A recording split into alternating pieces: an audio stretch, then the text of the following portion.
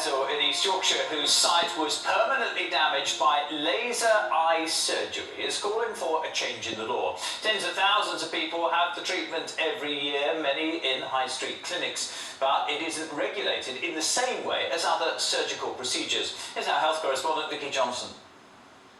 Several times a day, Sarah Knapp has to stop what she's doing to put drops in her eyes.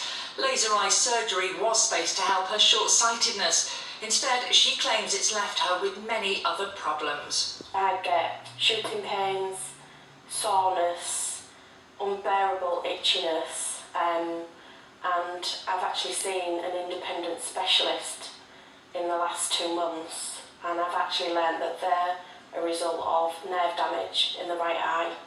We asked OPTIMAX, which carried out Sarah's procedure, for an interview, but they declined. Instead, they gave us a statement saying that over the past 22 years, they've carried out more than 620,000 procedures. The vast majority of people have been delighted with the results. But as with all surgery, there are risks of complications for which remedial treatment is given.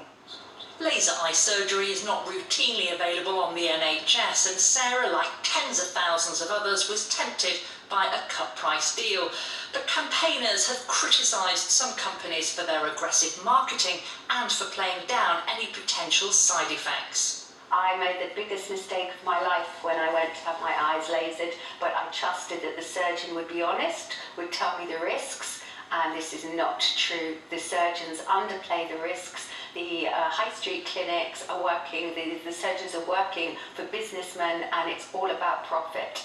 While all laser surgeons must be qualified doctors, they're not legally required to have any specialist qualifications, nor are they regulated by the government. I think it's disgusting that they can offer this on the high street to anybody can walk into their clinics and be offered surgery on your eyes, which are one of your most precious parts of your body, and that it's not regulated. I actually can't believe it. Campaigners hope their experiences will now encourage the government to share their vision for better regulation of laser eye surgery. Vicky Johnson, BBC Look North, Hazel.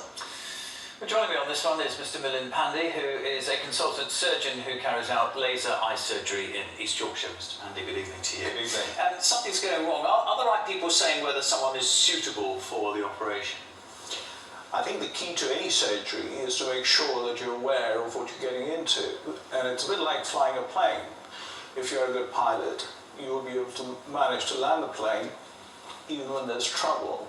So laser surgery is a very successful procedure, but the key always is to make sure that there's a proper evaluation done in order to work out whether patients are actually suitable for it or not. And that's not actually happening. I mean, anyone can carry out this surgery, can't they? Any doctor can carry out the surgery, that's correct. And I think it's something that needs to be looked into in terms of reinforcing what the training requirements for surgeons. Are there some people doing laser eye surgery, in your opinion, who shouldn't be doing it?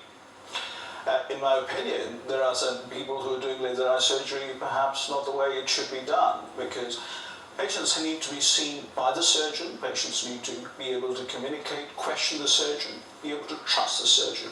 And the Royal College of Ophthalmologists, of which I'm part of the Laser Eye Surgery Committee, has a qualification called the Certificate of Laser Refractive Surgery. Isn't it still too young for us to know at all if it is actually safe and works? It's quite interesting. It's been 20 years now since laser eye surgery has been around, and I've been doing it for more than 20 years now, approximately.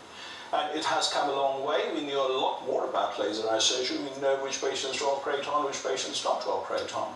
Final question, if your son or daughter was suitable for the operation, would you let them have it? Absolutely, yes. Very good to see you. But only in good hands. Only in good hands. Thank you very much indeed. I'd like to hear from you on this one if you're thinking of having laser eye treatment, or maybe you've already had laser eye surgery. What are your experiences? If you want to be in touch, there's a reminder of the text number and also the email address, looknorth@bbc.co.uk. Look forward to hearing from you. Now,